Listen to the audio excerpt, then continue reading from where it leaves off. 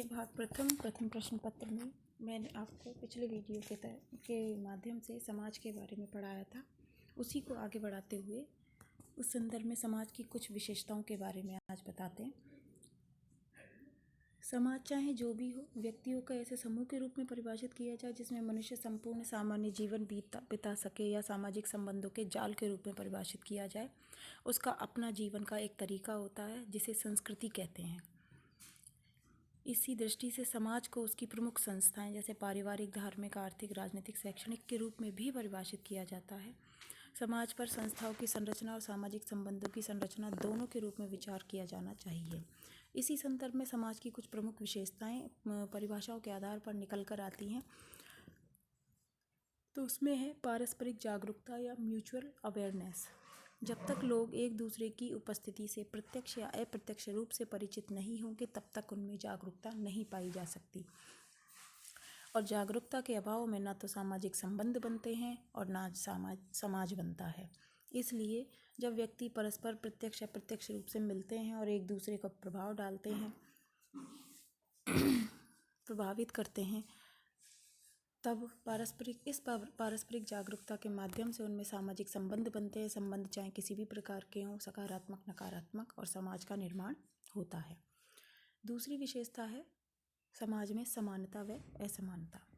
समाज में समानता असमानता दोनों देखने को मिलती है। दोनों ही समाज के लिए आवश्यक तत्व हैं। दोनों का स्वयं अपने आप में महत्व होता है।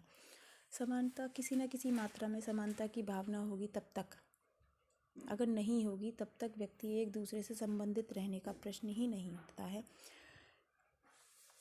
इसी संदर्भ में गिडिंग्स ने कहा है कि समानता की चेतना ही समाज का आधार है, या सजातीयता की चेतना ही समाज का आधार है। आदिम छोटे सरल समाजों में समानता का आधार नातेदारी व रक्त संबंध थे। अब समाज अधिक विस्तृत हो गया है और समानता का मूल आधार अब बन गया है राष्ट्रीयता या देश प्रेम, एक देश की भावना। समाज में असमानता। समाज में समानता जितनी महत्वपूर्ण है उतनी असमानता भी महत्वपूर्ण है। समानता में तो सभी नागरिकों को समान माना गया है, स्त्री व पुरुष, लेकिन स्त्री व पुरुष दोनों भिन्न मूल आधार पर भी भिन्न हैं। जैसे स्त्री लिंग भेद के आधार पर उनमें असमानता पाई जाती है। इसी वजह से समाज में असमानताओं के पाए जाने के कारण प्रत्येक व्यक्ति एक दूसरे पर अंतर्निर्भर है और एक दूसरे की आवश्यकताओं की पूर्ति करता है। यदि सभी समान होते, पुरुष ही पुरुष होते या स्त्री स्त्रियां होती, तो हमारे इस पृथ्वी पर शायद ही जीवन होता। इसलिए एक नए जीवन को और समाज को अनवरत या चलते रहने के लिए स्त्री पुरुष दोनों की आवश्यकता होती है। इसी के माध्यम से समाज अनवरत आज जीवित है। अतः इस आधार पर हम कह सकते हैं समाज में समानता और असमानता दोनों आवश्यक है, और स्त्री और पुरुष दोनों को ससम्मान जीने के लिए सभी नागरिकों को समान माना गया है हमारे संविधान के अंतर्गत। तो यह समानता का परिचायक होता है।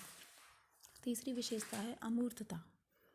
समाज व्यक्तियों का समूह न होकर के सामाजिक संबंधों का जाल है, और सामाजिक संबंध मूर्त नहीं होते, दिखाई नहीं देते, इसलिए समाज अमूर्त है।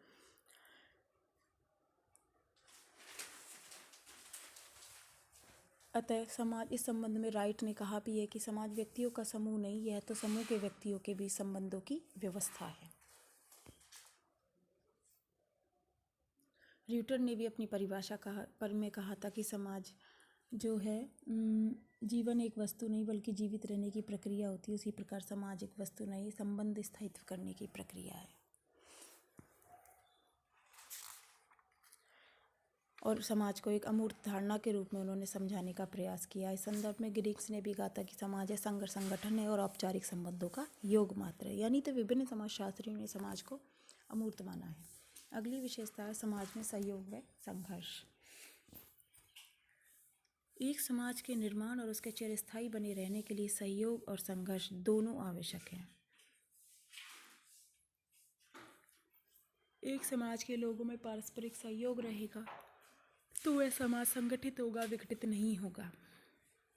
और इसी संगठन व सहयोग के आधार पर एक समाज दूसरे समाज से संघर्ष भी कर सकता है, और संघर्ष में सहयोग बढ़ता है।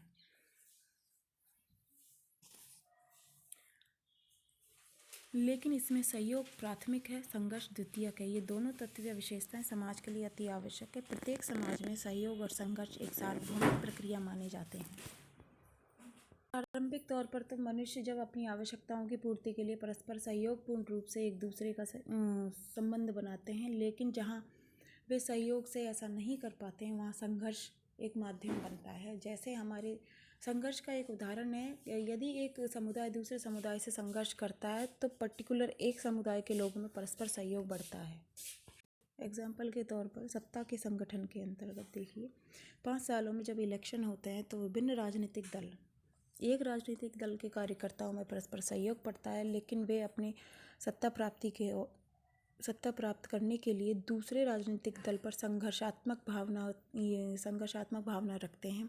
संघर्ष ये जरूरी नहीं है कि प्रत्यक्ष हो, अप्रत्यक्ष भी होता है, वाक युद्ध भी होते हैं, विभिन्न प्रकार के आक्षेप लगाए जाते हैं, एक दूसरे को नीचा भी दिखाया जाता है।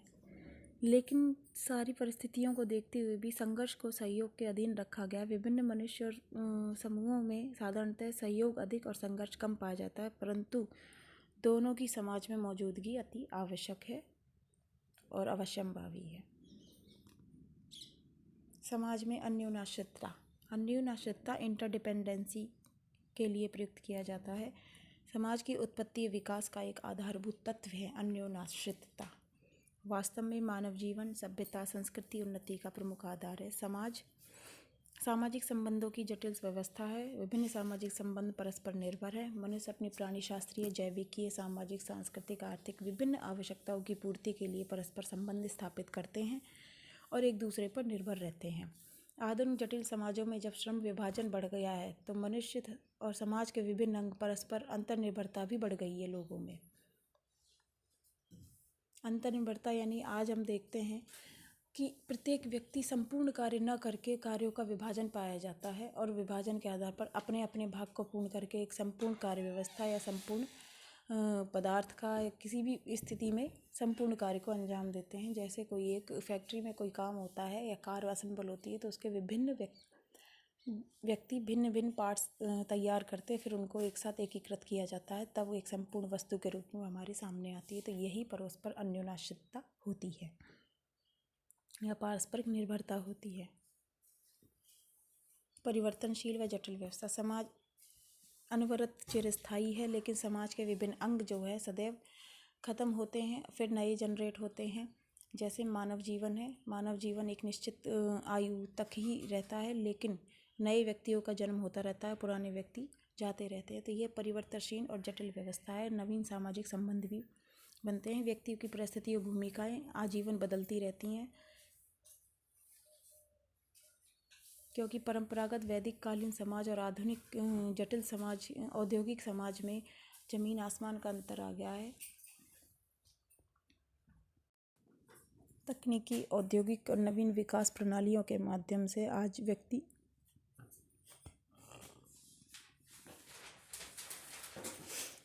संस्कृति, जीवन शैली, रहन सहन का तरीका और खान पान में भी अंतर आ गया है परंपरागत समाज व्यवस्था की अपेक्षा। आज व्यक्ति पारंपरिक खाने के स्थान पर नवीन विभिन्न प्रकार के देशी विदेशी खाने का और संस्कृति का और पहनावे का और शौकीन हो गया है। मकान की व्यवस्था, उनका निर्माण का तरीका भी बदल गया है। तो ये सब समाज में परिवर्तनशीलता को प्रकट करते हैं और समाज को जटिल बनाते चले जा रहे हैं। परिस्थिति और भूमिका, पारस्परिक अपेक्षाओं पर निर्मित होने वाली जो वर्तमान व्यवस्था है वह निश्चित ही जटिल है, इसमें कोई संदेह नहीं। समाज मनुष्य तक ही सीमित नहीं, समाज केवल मानव जीवन तक ही सीमित नहीं है। जहाँ जीवन है वहाँ समाज है। इस संदर्भ में मैकाइवर पेज ने एक कोटेशन भी दी है। इसका तात्पर्य है कि विभिन्न जीवधारियों के अपने अपने समाज होते हैं। जैसे चींटियों का समाज, मधुमक्खियों का भी समाज होता है, लेकिन इनमें बस अंतर यह है कि मानव समाज और पशु पक्षियों के समाज में पारस्परिक जागरूकता का अंतर पाया जाता है। इनमें मनुष्य समाज की अपेक्षा इन समाजों में जागरूकता और संपर्क जो है बहुत अल्पकालीन और कम होता है, जबकि मानव समाज में संपर्क और जागरूकता अपेक्षाकृत अधिक पाई जाती है। और जहाँ पारस्परिक जागरूकता का अभाव है वहाँ समाज नाम की व्यवस्था की कल्पना भी नहीं की जा सकती। जैसे हाथी, गाय, नर वानरों के निश्चित समाज होते हैं, इनके जीवन में पारस्परिकता और सहयोग के तत्व पाए जाते हैं। अपनी प्रकृति या स्वभाव संबंधी आवश्यकता, जीवन रक्षा, जाति को पीढ़ी दर पीढ़ी बनाए रखने की इच्छा के कारण पशु पक्षियों में समाज की उत्पत्ति विकसित होती है। आज समाजशास्त्र के अंतर्गत लेकिन मानव समाज का ही अध्ययन किया जाता है, ना कि पशु पक्षियों के समाज का, क्योंकि मनुष्य को इन सब की तुलना में अधिक बुद्धिमान प्राणी माना गया है।